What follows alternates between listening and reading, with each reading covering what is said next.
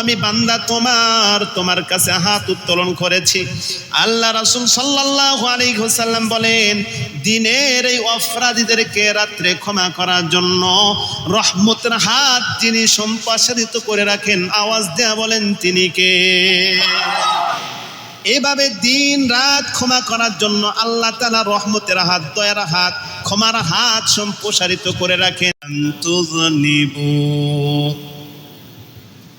لذهب الله بكم ولجاء بقوم يذنبون فيستغفرون الله فيغفر لهم رواه مسلم أو كما قال النبي عليه الصلاة والسلام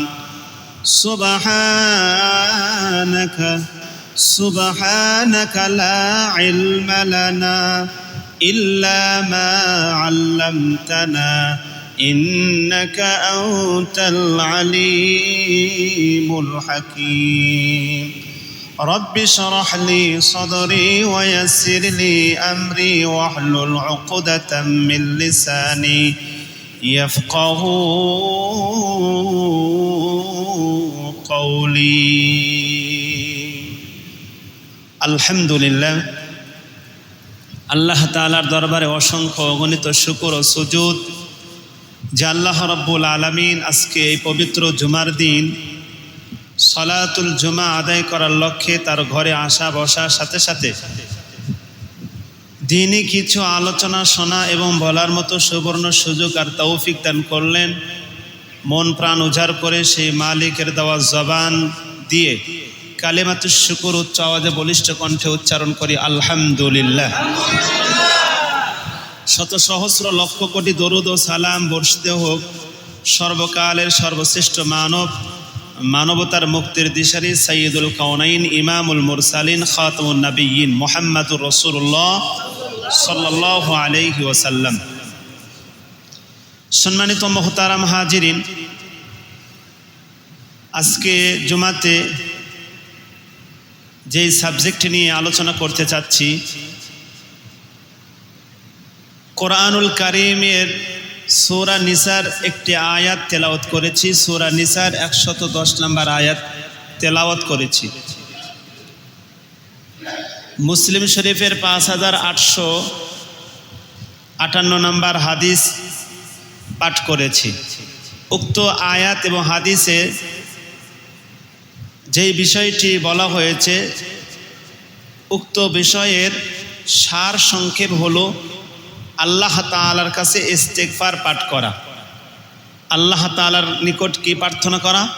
ইস্তেগফার পাঠ করনা। একজন ঈমানদার ব্যক্তির জন্য করণীয় হলো, বা একজন ঈমানদার ব্যক্তি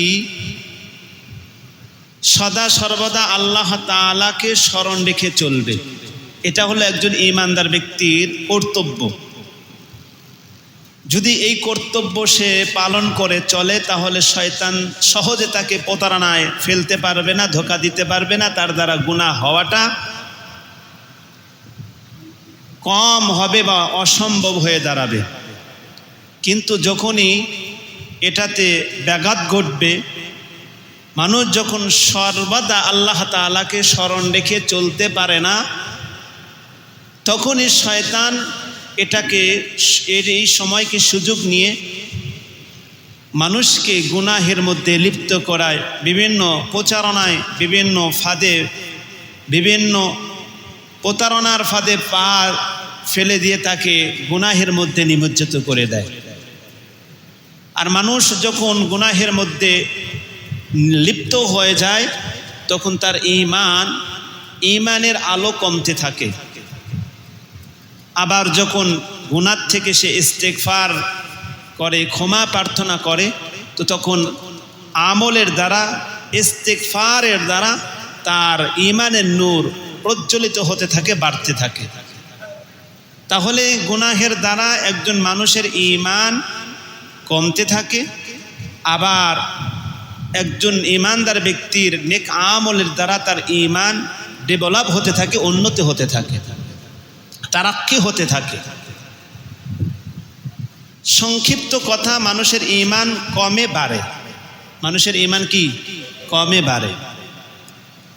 শাইখুল ইসলাম ইবনে তাইমিয়া রহমাতুল্লাহ আলাইহি তিনি বলেছেন যে গুনাহ ঈমানকে দুর্বল করে দেয়। গুনাহ ঈমানকে কি করে দেয়? গুনাহ ঈমানকে দুর্বল করে দেয়। আর নেক আমল ঈমানকে শক্তিশালী করে দেয়। নেক আমল ঈমানকে কি করে দেয়? শক্তিশালী করে দেয়। ইমাম বুখারী রহমাতুল্লাহ আলাইহি তিনিও কিতাবুল ঈমানের অধ্যায়ের মধ্যে তিনি একটা কথা লিখেছেন, যা আল ঈমানু কওলুন ওয়া ফি'লুন ইয়াজিদু ওয়া ইয়ানকুসু। ঈমান মুখে স্বীকার করে নেক আমল করার নামই হলো ঈমান। ঈমান কি? ঈমান হলো আল ঈমানু কওলুন ওয়া ফি'লুন ওয়া ইয়াজিদু ওয়া ইয়ানকুসু। ঈমানও হলো মুখে স্বীকার করে নেক আমল, মুখে স্বীকার করে আমল করার নামই হলো ঈমান। আর এই ঈমান ইয়াজিদু বাড়ে, ওয়া ইয়ানকুসু আবার কমে। ঈমান বাড়ে কিসের মাধ্যমে? ঈমান বাড়ে কিতাবের মধ্যে লিখেছে আল ঈমানু ইয়াজিদু বিত্তাআতি ওয়া ইয়ানকিসু বিল মাসিয়াতি। ঈমান বৃদ্ধি পায় আল্লাহ তাআলার আনুগত্য ইবাদতের মাধ্যমে, রাসূলের আনুগত্যের মাধ্যমে, নেক আমলের মাধ্যমে ঈমান বাড়তে থাকে, জিয়াদা হতে থাকে। আবার ওয়ায়ানকুসু বিল মাসিয়াতি, গুনাহের দ্বারা ঈমানের আলো নিভতে থাকে। তাহলে ঈমানের আলো নিভতে থাকে কিসের দ্বারা? গুনাহের দ্বারা। ঈমানের আলো প্রজ্বলিত বা বাড়তে থাকে কিসের দ্বারা? নেক আমলের দ্বারা, ইতাআত আল্লাহ তাআলার আনুগত্য আর রাসূলের আনুগত্যের দ্বারা। শয়তান চায় যে মানুষের ঈমান যেন শেষ হয়ে যায়, মানুষের ঈমান যেন একেবারে নিম্ন পর্যায়ে আসে। মানুষের ঈমান নষ্ট করার জন্য সর্বদা চেষ্টা করে শয়তান। আর আল্লাহ তাআলা চায় যে মানুষের ঈমানদারের ঈমান যেন কিছুতেই নিভে না যায়, বরং ঈমানের নূরানি আলো যেন দিন দিন প্রজ্বলিত হতে থাকে। এটা আল্লাহ তাআলা চান। এই জন্যই তো আল্লাহ তাআলা বান্দার জন্য বিশাল একটা প্রশস্ত সুবিশাল একটা দরজা রেখেছেন। সেই দরজার নাম হলো ইস্তিগফার বা তাওবা। সেই দরজার নাম কি? ইস্তিগফার বা তাওবা।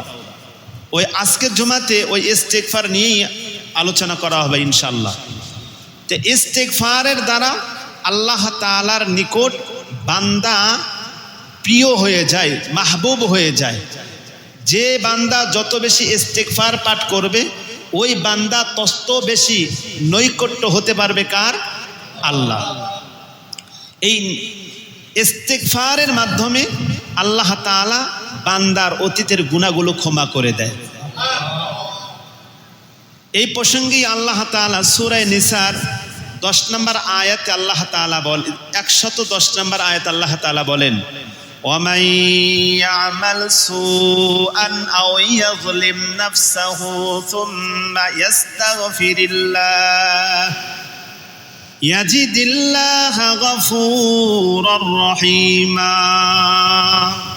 আল্লাহ তাআলা বলেন, وَمَنْ يَعْمَلْ سُوءًا, আর যে ব্যক্তি পাপ কাজ করে, গুনাহের কাজ করে, অসৎকর্ম করে, পাপাচার কাজ করে, খারাপ কাজ করে, আও ইয়াজলিম নাফসাহু, অথবা সে নিজের উপর জুলুম করে, নিজেই নিজের উপর জুলুম করে, গুনাহ করে, পাপাচারের কাজ করে, আবার নিজের উপর জুলুম করে, অবিচার করে, সুম্মা ইয়াস্তাগফিরুল্লাহ, এরপর সে আল্লাহ তাআলার কাছে ইস্তিগফার পাঠ করে, ক্ষমা প্রার্থনা করে। ইস্তিগফার ক্ষমা প্রার্থনা করে বান্দা কার কাছে? সবাই বলেন কার কাছে? আল্লাহর কাছে। তে আল্লাহ তাআলা তখন কি করেন? আল্লাহ তাআলা বলেন, বান্দা প্রথমে গুনাহ করেছে, অন্যায় করেছে, অপরাধ করেছে, নিজের উপর জুলুম অবিচার করেছে, এরপর অনুতপ্ত আর অনুশোচিত হয়ে আমার কাছে ইস্তিগফার পাঠ করেছে, তো বান্দা আমাকে এই অবস্থাতে সে গফুর, আমাকে গফুর ক্ষমাশীল এবং অত্যন্ত দয়াশীল হিসাবে বান্দা আমাকে পেয়ে যাবে। বলেন সুবহানাল্লাহ। ইয়াজিদিল্লাহা, সে আল্লাহকে পাবে গফুরুর রহিমা, ক্ষমাশীলকারী হিসাবে আল্লাহকে পাবে, রহিমা এবং অত্যন্ত দয়াশীল হিসাবে আল্লাহ তাআলাকে পাবে। অর্থাৎ বান্দা যতই গুনাহ করুক না কেন, যখনই সে ইস্তেগফার পাঠ করবে, ক্ষমা করে দিবেন কে?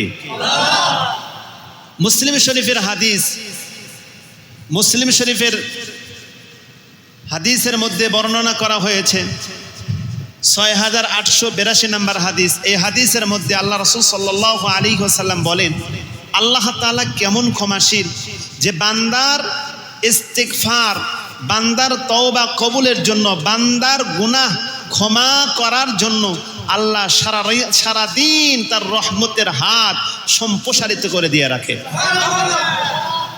রাসূল সাল্লাল্লাহু আলাইহি ওয়াসাল্লাম বলেন, ক্বালান নবী সাল্লাল্লাহু আলাইহি ওয়াসাল্লাম, ইন্নাল্লাহা আযজা ওয়া জাল্লা ইয়াবসুতু ইয়াদাহু বিন-নাহার লিয়াতুবা মুসিআল লাইল ওয়া ইয়াবসুতুহু ইয়াদাহু বিল-লাইল লিয়াতুবা মুসিআন নাহার হাত্তা তাতুলুআ আশ-শামসু মিন মাগরিবিহা।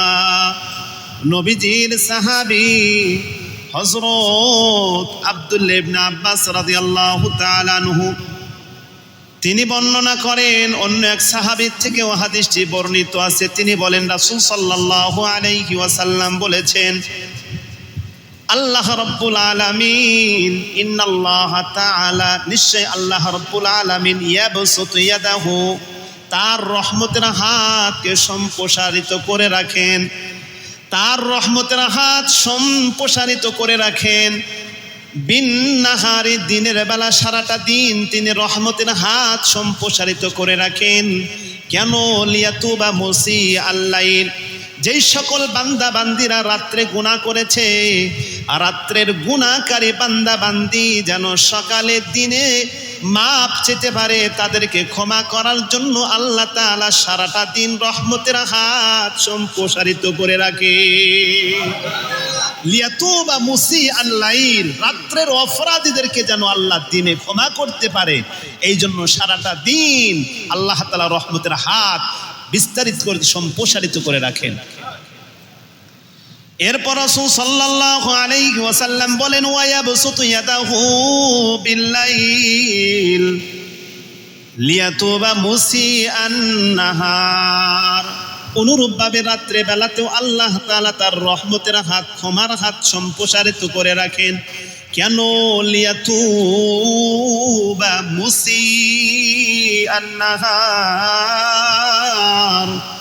দিনের বেলাতে যারা অন্যায় অপরাধ করেছে, গুনাহ করেছে, পাপাচার কাজ করেছে, এই দিনের বেলাতে অপরাধকারীদেরকে যেন আল্লাহ তাআলা ক্ষমা করতে পারেন, তাদের ক্ষমা করার জন্য। কারণ সারাটা দিন বিভিন্ন দুনিয়াবি কাজে ব্যস্ত ছিল, দুনিয়ার কাজে নিমজ্জিত ছিল, গুনাহের কাজের মধ্যে নিমজ্জিত ছিল। দিনের বেলাতে সে 2 রাকাত নামাজ পড়ে আল্লাহর কাছে ক্ষমা প্রার্থনা করতে পারে নাই। আর রাত্রে যখন গভীর হয়ে গেছে, এবার বান্দা অনুতপ্ত আর অনুশোচিত হয়ে ওযু করে 2 রাকাত নামাজ আদায় করে মালিকের সামনে হাত বাড়িয়ে দিয়েছে, মালিক গো, গুনাহ করেছি, সারাটা দিন টাকা উপার্জন করার জন্য দুনিয়ার পিছে পড়েছিলাম, দুনিয়ার মোহে থাকার কারণে আমার দ্বারা বহু গুনাহ হয়েছে, বহু অন্যায় হয়েছে, অপরাধ হয়েছে। মালিক গো, এই নিশিরাত্রিতে তুমি ছাড়া আর আমি ছাড়া কেউ সজাগ নাই, আমার পরিবার লোকেরা ঘুমের মধ্যে নিমজ্জিত, আমার ফ্যামিলির সবাই ঘুমের মধ্যে নিমজ্জিত, কেউ আর সজাগ নাই, সকলের দরজা বন্ধ। মালিক গো, আমি বান্দা তোমার কাছে হাত উত্তোলন করেছি। আল্লাহ রাসূল সাল্লাল্লাহু আলাইহি ওয়াসাল্লাম বলেন, দিনের এই অপরাধীদেরকে রাত্রে ক্ষমা করার জন্য রহমতের হাত যিনি সম্প্রসারিত করে রাখেন, আওয়াজ দেয়া বলেন তিনি কে? এভাবে দিন রাত ক্ষমা করার জন্য আল্লাহ তাআলা রহমতের হাত, দয়ার হাত, ক্ষমার হাত সম্প্রসারিত করে রাখেন। 1 দিন 2 দিন 3 দিন নয়, 1 মাস 2 মাস 3 মাস নয়, 1 বছর 2 বছরের জন্য না, নো নেবার কখনোই নয়। 1-2 বছরের জন্য নয়, এক যুগ 2 যুগ 3 যুগের জন্য না। আল্লাহর পয়গম্বর বলেন হাত্তা তাতুলু আশ-শামসু মিন মাগরিবিহা। আল্লাহ তাআলা এই ক্ষমার হাত, এই দয়ার হাত, এই মাগফিরাতের হাত সম্প্রসারিত রাখে কি পর্যন্ত? বলে যেদিন এই যে সূর্য এখন পূর্ব গগন থেকে উদিত হয়, এই সূর্য যখন পশ্চিম আকাশ থেকে উদিত হবে, ওই পশ্চিম আকাশ থেকে উদিত হওয়া পর্যন্ত অর্থাৎ কিয়ামতের আগ পর্যন্ত আল্লাহ তাআলা বান্দার জন্য এইভাবে ক্ষমার হাত বিছিয়ে রাখে। একদিন আর 2 দিন 3 দিনের জন্য নয়, 1 মাস 2 মাস, 1 বছর 2 বছর, 1 যুগ 3 যুগের জন্য নয়। কিয়ামত যখন পৃথিবী ধ্বংস হয়ে যাবে, এখন সূর্য পূর্ব গগন থেকে উদিত হচ্ছে, এই সময় এই সূর্যটা এক সময় পূর্ব গগন থেকে আর উদিত হবে না, পূর্ব আকাশ থেকে আর উদিত হবে না, পশ্চিম আকাশ থেকে সূর্য উদিত হবে। যখনই পশ্চিম আকাশ থেকে সূর্য উদিত হবে, বুঝে নিতে হবে আর দুনিয়ার সময় আর বেশি দিন নাই, কিয়ামত হয়ে যাবে। বলে আল্লাহ তাআলা ওই সময় পর্যন্ত কিয়ামত সংগঠিত হওয়ার আগ পর্যন্ত আল্লাহ তাআলা বান্দার প্রতি দয়া আর ক্ষমাশীল হয়ে রহমতের দয়ার ক্ষমার হাত এভাবে সর্বদাই বিছিয়ে রাখেন। বলেন আল্লাহু আকবার। যারা বেশি বেশি করে ইস্তিগফার পাঠ করবে তাদের জন্য আল্লাহর রাসূল সাল্লাল্লাহু আলাইহি ওয়াসাল্লাম বলেন তারা একে একে 10টা পুরস্কারে পুরস্কৃত হবে। কয়টা পুরস্কার?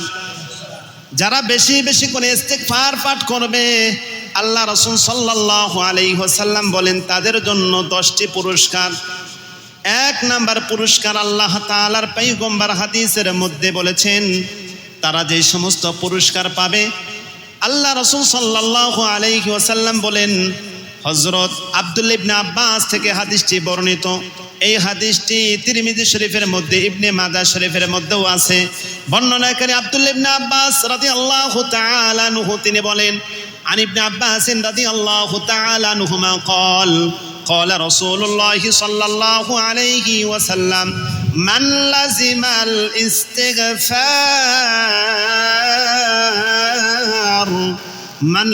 الاستغفار جعل الله له من كل ضيق مخرجا ومن كل هم فرجا ومن كل ورزقه من حيث لا يحتسب। নবীজির সাহাবী হযরত আব্দুল্লাহ ইবনে আব্বাস রাদিয়াল্লাহু তাআলা আনহু তিনি বলেন, যারা ইস্তিগফারের আমল সর্বদাই ধরে রাখতে পারবে, যাদের কাজ কর্ম হলো সর্বদাই ইস্তিগফার পাঠ করা, আস্তাগফিরুল্লাহ আস্তাগফিরুল্লাহ আস্তাগফিরুল্লাহ, এরকম যে আমল সর্বদাই করতে পারবে আল্লাহ তাআলা তাকে 10টা পুরস্কার দান করবেন। বলেন কয়টা পুরস্কার? 10টা পুরস্কারের 6টা পুরস্কার আল্লাহ তাআলা কোরআনুল কারীমের মধ্যে সূরা নূহের মধ্যে উল্লেখ করে আল্লাহ তাআলা বলেন, ফাকুলতু আস্তাগফিরু রাব্বাকুম ইন্নাহু কানা গাফফারা। 1 নাম্বার পুরস্কার হলো যারা সর্বদাই আল্লাহ তাআলার কাছে ক্ষমা প্রার্থনা করবে, ইস্তিগফার পাঠ করবে। ইন্নাহু কানা গাফফারা, নিশ্চয় তিনি ক্ষমাশীল। অর্থাৎ 1 নাম্বার পুরস্কার হলো ইস্তিগফার পাঠকারীর গুনাহগুলো ক্ষমা করে দিবেন কে? এটা হলো 1 নাম্বার পুরস্কার। ফাকুলতু আস্তাগফিরু, আমি তাদেরকে বললাম ইস্তাগফিরু রাব্বাকুম, তোমরা তোমাদের রবের কাছে ইস্তিগফার পাঠ করো। তাহলে কি হবে? ইন্নাহু কানা গাফফারা, নিশ্চয় সে ক্ষমাশীল হিসাবে, তিনি ক্ষমাশীল, তোমরা তাকে ক্ষমাশীল হিসাবে পাবে। যারা ইস্তিগফার পাঠ করবে, ইস্তিগফার পাঠ করার 1 নাম্বার ফজিলত, 1 নাম্বার লাভ হলো তার জীবনে যত গুনাহ আছে সমস্ত গুনাহগুলো আল্লাহ ক্ষমা করে দিবেন। তার সমস্ত গুনাহ যে ক্ষমা করে দিবেন হাদিসের মধ্যে সুন্দর করে উল্লেখ রয়েছে। হযরত আনাস ইবনে মালিক রাদিয়াল্লাহু তাআলা আনহু থেকে বর্ণিত, তিনি বলেন, ওয়ান আনাস ইবনে মালিক, তিরমিজি শরীফের হাদিস 3540। তাহলে কত নাম্বার হলো? 3540, 3540 নাম্বার হাদিস। বর্ণনাকারী আনাস ইবনে মালিক। এই হাদিসের মধ্যে বলা হয়েছে যে মানুষের সমস্ত গুনাহ যে আল্লাহ ক্ষমা করে দেন, এই গুনার একটা পরিমাণ উল্লেখ করেছে যে কি পরিমাণ গুনাহ হলেও আল্লাহ ক্ষমা করে দেয়। হযরত আনাস ইবনে মালিক তিনি বলেন, وبه قال حدثنا أنس بن مالك رضي الله تعالى عنه قال سمعت رسول الله صلى الله عليه وسلم يقول قال الله عز وجل يا ابن آدم إنك ما دعوتني وغفرتني ورجوتني غفرت لك على ما كان فيك ولا أبالي يا ابن آدم لو لم بلغت ذنوبك عنان السماء ثم استغفرتني غفرت لك ولا أبالي يا ابن آدم لو لقيتني لو أتيتني خطايا من الأرض بقراب الأرض ثم لقيتني لا تشرك بي شيئا لأتيتك بقرابها من مغفرة হযরত আনাস ইবনে মালিক রাদিয়াল্লাহু তাআলা আনহু তিনি বলেন আল্লাহর পয়গম্বর হাদিসের মধ্যে বলেছেন ও মুসলমান কোরআনের এই সূরা নূহের 10 নম্বর আয়াতে ইস্তিগফারের 1 নম্বর ফজিলত আমরা জানতে পারলাম ইস্তাগফিরু রাব্বাকুম ইন্নাহু কানা গাফফারা যারা ইস্তিগফার পাঠ করবে ক্ষমা প্রার্থনা করবে 1 নম্বর ফজিলত তারা অর্জন করতে পারবে তার গুনাহগুলো maaf করে দিবেন কে তার গুনাহ কেমন হইলে maaf করে দিবেন হাদিসের মধ্যে দৃষ্টান্ত স্বরূপ বলা হয় তোমার গুনাহ যদি আসমান পরিমাণ হয় হযরত আনাস ইবনে মালিক থেকে বর্ণিত তিরমিজি শরীফের 3540 নম্বর হাদিস আনাস রাদিয়াল্লাহু তাআলা আনহু তিনি বলেন قال رسول الله صلى الله عليه وسلم আমি রাসূল সাল্লাল্লাহু আলাইহি ওয়াসাল্লামকে বলতে শুনেছি রাসূল সাল্লাল্লাহু আলাইহি ওয়াসাল্লাম বলেছেন ইন্নাল্লাহ তাবারাক ওয়া তাআলা আল্লাহ তাআলা স্বয়ং আল্লাহ তাআলা ঘোষণা করেন কে স্বয়ং আল্লাহ তাআলা ঘোষণা করেন ইয়া ইবনা আদম হে আদম সন্তান শুনে রাখো জেনে রেখো ইন্নাকা যদি তুমি মা দাউতানি আমাকে ডাকতে থাকো ওয়ারাজাতানি আর যদি তুমি আমার ক্ষমা পাওয়ার আশা করতে থাকো 1 নাম্বার আমাকে ডাকতে থাকো 2 নাম্বার আমার ক্ষমা পাওয়ার আশাও করতে থাকো আমাকে ডাকো আবার ক্ষমা পাওয়ার আশাও করতে থাকো তাহলে জেনে রাখো গফরতু লাকা তাহলে আমি আল্লাহ তাআলা তোমাকে ক্ষমা করে দিব তুমি আমাকে ডাকতে থাকবে যতক্ষণ পর্যন্ত তুমি আমাকে ডাকতে থাকবে আমি আল্লাহ তোমার ডাকে সাড়া দিতে থাকবো আর যতক্ষণ তুমি আমার ক্ষমা পাওয়ার আশা করতে থাকবে আমি আল্লাহ তোমাকে ক্ষমা করতে থাকবো আমি তো আল্লাহ তোমাকে ক্ষমা করতেই থাকবো লা উবালি তোমাকে ক্ষমা করার ব্যাপারে আমি কারো পরোয়া করব না অমুক কি বলবে তমুক কি বলবে ফেরেশতারা কি বলবে এগুলো পরোয়া আমি করব না তুমি আমাকে ডাকতে থাকবে আর আমি আল্লাহ তোমার ডাকে সাড়া দিতে থাকবো তুমি যতই গুনাহ করতে থাকো আমার ক্ষমা পাওয়ার আশা করতে থাকবে আর আমি আল্লাহ তোমাকে ক্ষমা করতে থাকবো বলেন আল্লাহু আকবার এরপর আল্লাহ তাআলা বলেন ইয়া ইবনা আদম হে আদম সন্তান ঘাবড়িয়ে যেও না যদি তোমার গুনাহ লাউ বালাগাত যুনুবুকা আনানাস সামা যদি তোমার গুনাহ এই জমিন থেকে আসমানের কিনারা পর্যন্ত পৌঁছে যায় তুমি এত গুনাহ করেছি এত গুনাহ তুমি করেছো লাউ বালাগাত যুনুবুকা আনানাস সামা যদি তোমার গুনাহগুলো জমিন থেকে আসমানের কিনারা পর্যন্ত পৌঁছে যায় সুম্মা ইস্তাগফারতানি এরপরেও যদি তুমি আমার কাছে ইস্তিগফার পাঠ করো ক্ষমা প্রার্থনা করো ও আদম সন্তান শুনে রেখো গফারতু লাকা আমি আল্লাহ তোমাকে ক্ষমা করে দিই ওয়ালা উবালি এতে কারো পরোয়া করি না যে অমুক কি বলবে তমুক কি বলবে তা আমি কারোর কোনো জিনিসের কোনো ব্যক্তির কোনো ফেরেশতার পরোয়া না করে তোমার গুনাহ যদি আসমান পর্যন্ত হয় আমি আল্লাহ তোমার গুনাহ মুহূর্তের মধ্যে ক্ষমা করে দিই এরপর আল্লাহ তাআলা বলেন ইয়া ইবনা আদম হে আদম সন্তান শুনে রেখো তোমার গুনাহ যদি আল্লাহ তাআলার পয়গম্বর হাদিসের মধ্যে বর্ণনা করেন আল্লাহ তাআলা বলেন ইয়া ইবনা আদম লাউ আতাইতানি যদি তুমি আমার কাছে এই অবস্থাতে আসো যে তোমার গুনাহ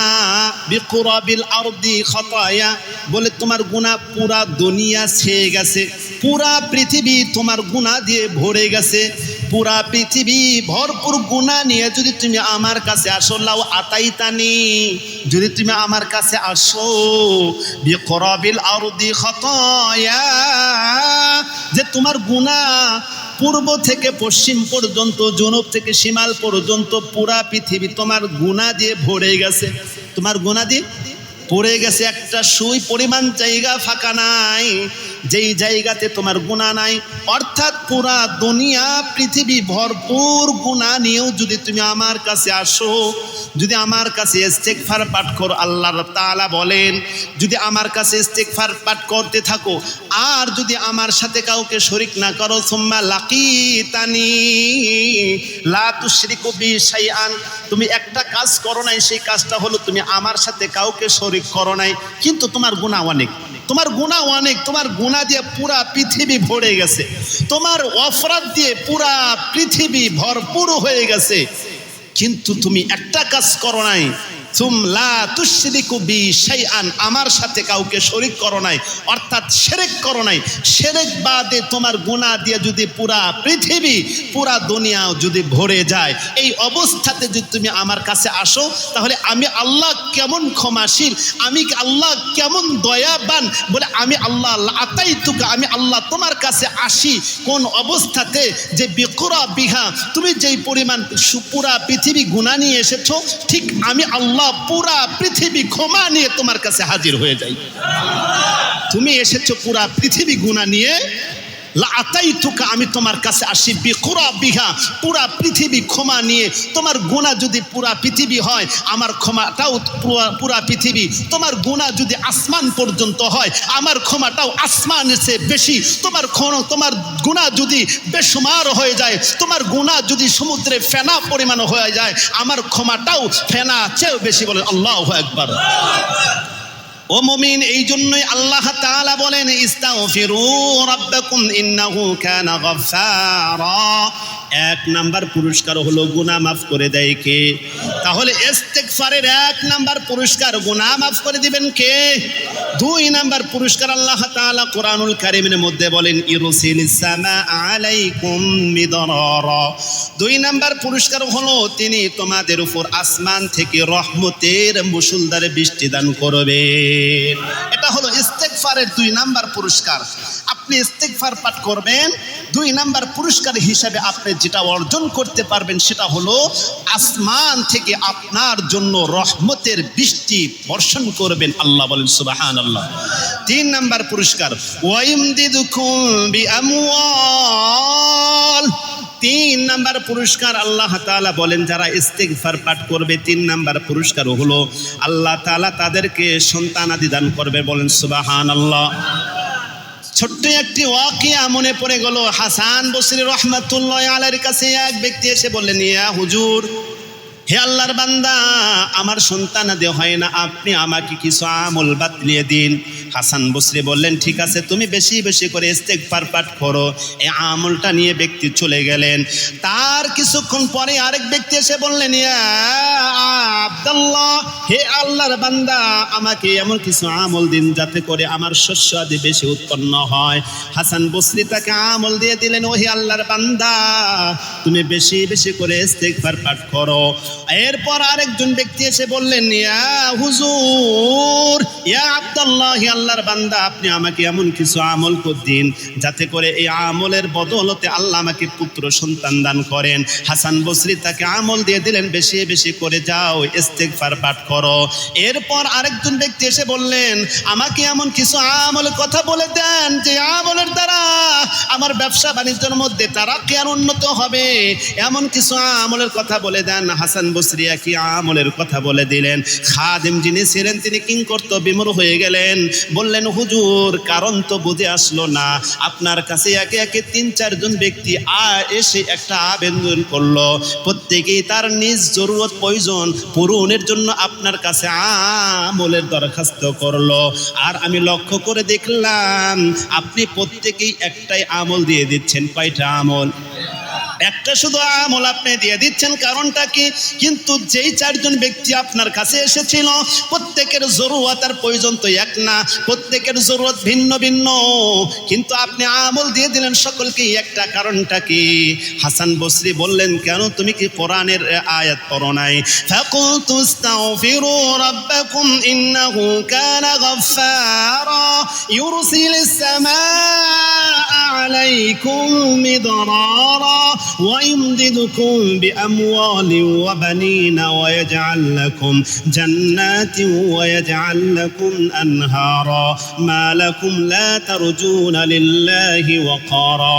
তাহলে যারা ইস্তিগফার পাঠ করবে, ইস্তিগফার পাঠ করলে 3 নাম্বার ফজিলত হিসেবে যা সে অর্জন করতে পারবে, এই ইস্তিগফারের আমলের বদৌলতে সন্তান যিনি দিবেন মুসলমান আওয়াজ দিয়ে বলেন তিনি কে?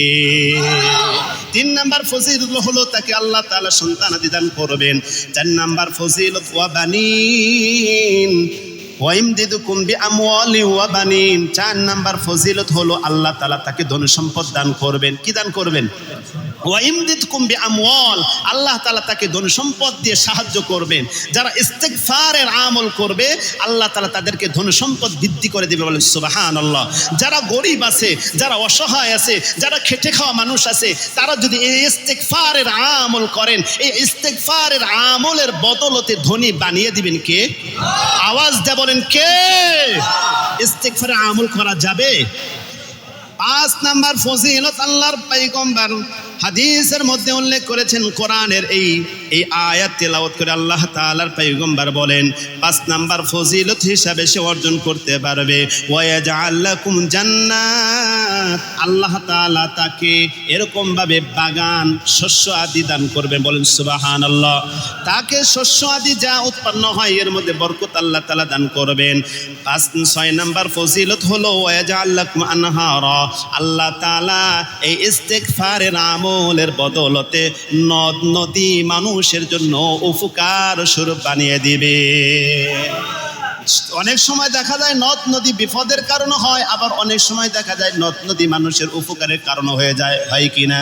যেই এলাকাতে পানি নাই, যেই এলাকাতে কোনো ব্যবস্থা নাই, ওই এলাকাতে যদি নদ নদী থাকে, বিশেষ করে আগেকার জামানায় মানুষ কিন্তু নদ নদীর পানি সেচন করেই কিন্তু চাষাবাদ করত, তাই না? এখন না উন্নতি হয়েছে, যার কারণে মানুষ এই নদীর থেকে পানি সেচন করার যে পদ্ধতিটা এটা একটু কমে গেছে। কিন্তু আপনারা যারা মুরব্বী আছেন, আগেকার জামানার দেখেন, আগে কিন্তু মানুষ ওই নদী থেকে, খাল বিল ঝিল থেকে পানি সেচন করেই তারা চাষাবাদ করত। আল্লাহ তাআলা বলেন যারা ইস্তিগফার পাঠ করবে আল্লাহ তাআলা তাদের জন্য, আল্লাহ তাআলা তোমাদের জন্য নদ নদীর ব্যবস্থা করে দিবেন, বলেন সুবহানাল্লাহ। তাহলে এই কোরআনের এই আয়াতে কয়টা ফজিলতের কথা জানতে পারলাম? 6টা ফজিলতের কথা জানতে পারলাম। যেই হাদিসটি আমি একটু আগে তেলাওয়াত করেছি ওই হাদিসটির মধ্যে 3টি ফজিলতের কথা বলা হয়েছে। 6 আর 3 কত?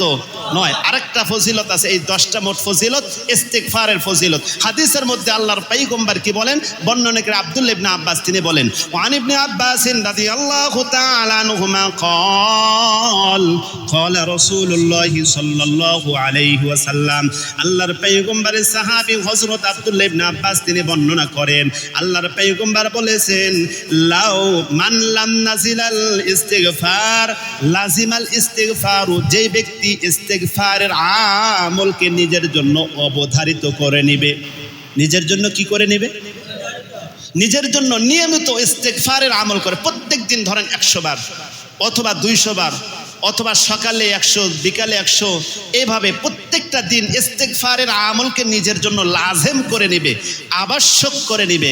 আল্লাহর পয়গম্বর বলেন জাআলাল্লাহু লাহু, এই আমলের বদলতে আল্লাহ তাআলা তাকে 3টা নগদ 3টা পুরস্কার দান করে, বলেন আল্লাহু আকবার। নগদ কয়টি পুরস্কার? 1 নাম্বার পুরস্কার আল্লাহর রাসূল সাল্লাল্লাহু আলাইহি ওয়াসাল্লাম বলেন, মিন কুল্লি দিকিন মাখরাজান, আল্লাহ তাআলা ওই ব্যক্তির যত বিপদ আপদ আছে, যত সংকীর্ণতা আছে, সমস্ত সংকীর্ণতা থেকে পথ উত্তোলনের পথ আল্লাহ তাআলা তার জন্য ব্যবস্থা করে দিবেন। মিন কুল্লি দিকিন মাখরাজান, সমস্ত সংকীর্ণতার থেকে উত্তোলনের পথ আল্লাহ মুহূর্তের মধ্যে খুলে দিন। বলেন আল্লাহু আকবার। আপনি কঠিন থেকে কঠিন সংকীর্ণের মধ্যে পড়ে আছেন, বড় শর্টকাটের মধ্যে পড়ে আছেন, চিপায় পড়ে আছেন, বড় পেরেশানির মধ্যে আছেন, এই সংকীর্ণতার থেকে উত্তোলনকারী কে? আল্লাহ। রাসূল বলেন জাআলাল্লাহু লাহু মিন কুল্লি দিকিন মাখরাজান, ওই ইস্তিগফার পাঠকারীর জন্য আল্লাহ তাআলা সমস্ত সংকীর্ণতা থেকে উত্তোলনের পথ মুহূর্তের মধ্যে ব্যবস্থা করে দিয়ে। বলেন আল্লাহু আকবার। তাহলে আগে 6টা ফজিলত ছিল কোরআনের এই আয়াতে, এখন একটা, তাহলে কয়টা হলো? 7টা। 8 নাম্বার, আল্লাহ রাসূল সাল্লাল্লাহু আলাইহি ওয়াসাল্লাম বলেন ওয়ামিন কুল্লি হাম্মিন ফারজান, ওয়ামিন কুল্লি হাম্মিন ফারজান, তার যত দুশ্চিন্তা আছে সমস্ত দুশ্চিন্তার থেকে আল্লাহ তাআলা মুক্তির ব্যবস্থা করে দিবেন। আমাদের মধ্যে দুশ্চিন্তা নাই, টেনশন নাই, চিন্তা মুক্ত মানুষ আছেন একজন? হাত উত্তোলন করতে পারবেন যে হুজুর আমার কোনো ধরনের টেনশন নাই? আছে একজন না। টেনশন কারো না কারো কম না বেশি আসি, কথা বলেন ঠিক কিনা? তো এই টেনশন দূর করে দিবেন কে? কিসের বদলতে? ইস্তিগফারের বদলতে। ওয়ামিন কুল্লি হাম্মিন ফারজান, যারা ইস্তিগফার পাঠ করবে 8 নাম্বার পুরস্কার সে অর্জন করতে পারবে হলো আল্লাহ তাআলা তার দুশ্চিন্তা দূর করে দিবেন, দুশ্চিন্তা থেকে আল্লাহ মুক্ত দান করবেন। 9 নাম্বার পুরস্কার, আল্লাহ রাসূল সাল্লাল্লাহু আলাইহি সাল্লাম বলেন ওয়ারাযাকাহু মিন হাইসু লা ইয়াহতাসিব, যারা ইস্তিগফার পাঠ করবে, যারা ইস্তিগফার পাঠ করবে আল্লাহ রাসূল বলেন আল্লাহ তাআলা তাকে এমন ভাবে রিজিক দান করবেন, এমন উচ্চ থেকে রিজিক দান করবেন যা সে কখনোই কল্পনা করে নাই। এমন ভাবে রিজিক দান করবেন, ওয়ারাযাকাহু, আল্লাহ তাআলা তাকে রিজিক দান করবেন মিন হাইসু লা ইয়াহতাসিব, এমন উচ্চ থেকে, এমন ওয়ে থেকে, এমন তুরুক থেকে, এমন ভাবে আল্লাহ তাআলা তার রিজিকের বন্দোবস্ত করে দিবেন যে সে কল্পনাও করতে পারে নাই যে এই সাইড থেকে আমার রিজিক আসার সম্ভাবনা ছিল। এরকম কল্পনাতীত ভাবে রিজিক দান করবেন কে? কিসের মাধ্যমে? ইস্তিগফারের মাধ্যমে। এখন বলেন তো দেখি, ইস্তিগফার আমরা পাঠ করব না বর্জন করব? করবো তো ইনশাল্লাহ। দৈনন্দিন অন্তত 100 বার করা যাবেন ইনশাল্লাহ। ইস্তিগফার পাঠ করলে আল্লাহ তাআলা খুশি হন। কি পরিমাণ খুশি হন অনেকগুলো হাদিস আছে। আচ্ছা তাহলে ফজিলত গেল কয়টা? 9টা। আর একটা ফজিলত বলি, ফজিলতের আলোচনা শেষ, পরের ধাপে আসবো। তাহলে 1 নাম্বার ফজিলত আল্লাহ গুনাহ মাফ করে দেয়। 2 নাম্বার ফজিলত হলো আল্লাহ তাআলা তাকে আসমান থেকে এরকমভাবে রহমতের বৃষ্টি দান করেন। 3 নাম্বার ফজিলত হলো আল্লাহ তাআলা তার ধন সম্পদ বৃদ্ধি করে দেন। 4 নাম্বার ফজিলত হলো আল্লাহ তাআলা তাকে সন্তানাদি দান করেন। 5 নাম্বার ফজিলত হলো আল্লাহ তাআলা তাকে বাগ বাগিচা এরকমভাবে বাগান টাগান এগুলো শস্য আদি আল্লাহ তাআলা দান করেন। 6 নাম্বার ফজিলত হলো আল্লাহ তাআলা তাকে তার জন্য উপকারী নদ নদীর ব্যবস্থা করে দেন। 7 নাম্বার ফজিলত কি? আল্লাহ তাআলা তার যত সংকট রয়েছে সমস্ত সংকট থেকে উত্তোলনের পথ আল্লাহ তাআলা ব্যবস্থা করে দিবেন। 8 নাম্বার ফজিলত হলো আল্লাহ তাআলা ওই ব্যক্তির দুশ্চিন্তা দূর করে দিবেন, টেনশন দূর করে দিবেন, চিন্তা মুক্ত তাকে লাইফ দান করবেন কে? আল্লাহ। 9 নাম্বার ফজিলত হলো আল্লাহ তাআলা তাকে এমনভাবে রিজিক দান করবেন যেইভাবে রিজিক সে কল্পনাও করতে পারে নাই যে এই দিক থেকে আমার রিজিক আসতে পারে। এরকম কল্পনাতীত আল্লাহ তাআলা রিজিক দান করবেন এই ইস্তিগফারের আমলের কারণে। 10 নাম্বার ফজিলত, রাসূল বলেন ওয়ালিমান তুবা ওয়াজাদা ফি সহিফাতিহি ইস্তিগফারান কাসীরান, রাসূল সাল্লাল্লাহু আলাইহি ওয়াসাল্লাম বলেন ওই ব্যক্তির জন্য সুসংবাদ, তুবা লিমান, ওই ব্যক্তির জন্য সুসংবাদ, ওয়াজাদা ফি সহিফাতিহি ইস্তিগফারান কাসীরান, যেই ব্যক্তি তার আমলনামায় সবচেয়ে বেশি ইস্তিগফার পাবে, যে ব্যক্তি তার আমলনামায় সবচেয়ে বেশি ইস্তিগফার পাবে তার জন্য জান্নাতের সুসংবাদ। বলেন সুবহানাল্লাহ। তাহলে 10 নাম্বার ফজিলত হলো যার আমলনামায় সবচেয়ে বেশি ইস্তিগফার থাকবে তাকে ক্ষমা করে জান্নাত দান করবেন কে? আল্লাহ। এখন আমরা অনেক সময় অনেক টাইমগুলো আমরা এরকমভাবে নষ্ট করি না? চাষটলে বসে সময় নষ্ট করি, বাসা বাড়িতে বসে সময় নষ্ট করি, এক জায়গায় যাচ্ছি গাড়িতে বসে আছি, গাড়িটা জ্যামে পড়ে আছে, সময়টা নষ্ট হয়ে যাচ্ছে না? আমরা রিক্সায় উঠেছি, এমনি যাচ্ছি, অটোতে উঠেছি, সময়গুলো এমনি যাচ্ছি। এই সময়গুলো যদি আমি ইস্তেগফার পাঠ করি, ক্ষমা করে দিবেন কে? মাফ করে দিবেন কে? করা যাবে না ইনশাল্লাহ। গাড়ি দিয়ে কোথাও যাচ্ছি, ধরেন গাড়িটা জ্যামে পড়ে আছে, অন্তত 100 বার বা 10 বার 20 বার ইস্তেগফার পাঠ করা যাবে না? আস্তাগফিরুল্লাহাল্লাযী লা ইলাহা ইল্লা হুয়াল হাইয়ুল কাইয়্যুম ওয়া আতুবু ইলাইহি। খুব কঠিন কাজ হয়ে গেল, অনেক সময় লেগে গেল, অনেক পরিশ্রম করতে হলো, অনেক কষ্ট করতে হলো। আমল করা যাবে না ইনশাল্লাহ। এই ইস্তেগফার রব্বিগফিরলি যুনুবি, আরেকটা দোয়া, রব্বিগফিরলি যুনুবি ফাইন্নাহু লা ইয়াগফিরু যুনুবা গায়রুকা, এই দোয়াটা পড়ার সাথে সাথে আল্লাহ তাআলা তার প্রতি খুশি হয়ে যান। হাদিস আছে, একটা লম্বা চূড়া হাদিস আছে, তিরমিজিতেও আছে, আবু দাউদ শরীফের মধ্যেও আছে। হাদিসটি লম্বা চূড়া, সেটা বলছি না, সংক্ষিপ্ত আকারে হযরত আলী রাদিয়াল্লাহু তাআলা এই আমলটা করেছেন। তাকে জিজ্ঞাসা করা হলো, আপনি এই আমলটা কেন করলেন? তিনি বললেন যে আমি রাসূল সাল্লাল্লাহু আলাইহি সাল্লাম থেকে শুনেছি, রাসূল বলেছেন যে এই ব্যক্তি এই দোয়াটা পড়বে, রব্বিগফিরলি, বলেন রব্বিগফিরলি যুনুবি ফাইন্নাহু লা ইয়াগফিরু যুনুবা গায়রুক। বলা যাবে না? রব্বিগফিরলি যুনুবি ফাইন্নাহু লা ইয়াগফিরু যুনুবা গায়রুক। হে আল্লাহ, তুমি আমাকে ক্ষমা করে দাও, তুমি ছাড়া আমার গুনাহ ক্ষমাকারী কেউ নাই। না আছে? আমার আপনার গুনাহ ক্ষমাকারী আল্লাহ বাদে কেউ আছে? কল্পনাই তো করা যায় না। তো এই দোয়াটা যে পড়বে তার প্রতি খুশি হবেন কে? আল্লাহ পাক আমাদের সবাইকে এই দোয়াটা, অন্তত আজকে দোয়াটা মুখস্থ করেন, রব্বিগফিরলি যুনুবি ফাইন্নাহু লা ইয়াগফিরু যুনুবা গায়রুক। পড়া যাবে না ইনশাল্লাহ। আল্লাহ পাক আমাদের সবাইকে বেশি বেশি করে ইস্তেগফারের আমল করার তৌফিক দান করেন। অন্তত দৈনিক একটা রুটিন করে নিয়ে দিই, আজ থেকে জীবনের শেষ লগ্ন পর্যন্ত, মৃত্যু পর্যন্ত অন্তত প্রত্যেকটা দিন 100 বার করে ইস্তেগফারের আমল করব তো ইনশাল্লাহ। আল্লাহ পাক আমাদের সবাইকে ইস্তেগফারের আমল করার তৌফিক দান করেন। সম্মানিত মুহতারাম হাজিরিন, আমরা প্রতি জুমাতে মসজিদের জন্য